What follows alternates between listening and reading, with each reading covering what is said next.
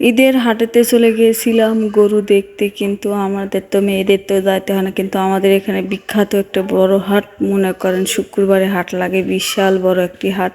কিন্তু আস্তে তো দেন খালি গরু আর গরু, গরু আর গরু, গরু আর গরু ছাড়া আর কিচ্ছু নাই, সব হাটে নিয়ে যাচ্ছে। দেখেন বিশাল বড় একটি হাট, মানে গাড়ি ঘোড়া সব জ্যামে পড়ে গেছে, এর ভিতর দিয়ে আসতেছিলাম। তো আশা করি ভালো আছে। আজকে ঈদের দিন দেখেন এগুলা হচ্ছিল খাসি আর গরু, এগুলো এই যে গরুটা কিনে নিয়ে আসা আছে, এগুলো কুরবানি দিবে।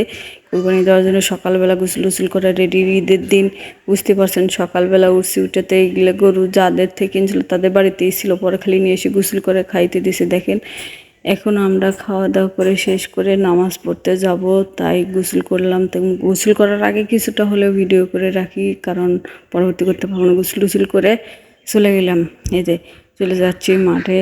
আমাদের এখানে মাঠে মহিলাদেরও নামাজ পড়ায়, ছেলেদেরও নামাজ পড়ায়। হয়তো ছেলেদের সামনে নামাজ পড়ে, মহিলাদের জন্য পিছনে জায়গা করে দেওয়া হয়, পর্দার সহিত দিয়ে জায়গা করে দেওয়া হয়। এখানে সবাই নামাজ পড়ে, আমাদের গ্রামের যত মানুষ আছে সবাই রাস্তা দিয়ে হাইটে হাইটে যাচ্ছে।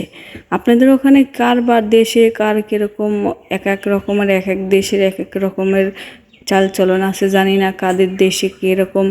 আমাদের দেশে এরকম নিয়ম চলে আসছে, এখনও চলতেইছে। আপনাদের দেশে নিয়মকানুন হতেই পারে, কারণ আজকে ঈদের দিন অনেক পশু জবাই করা হবে। এই তো কারো ভালো লাগবে, কারো খারাপ লাগবে, এরকমই একটা দিন।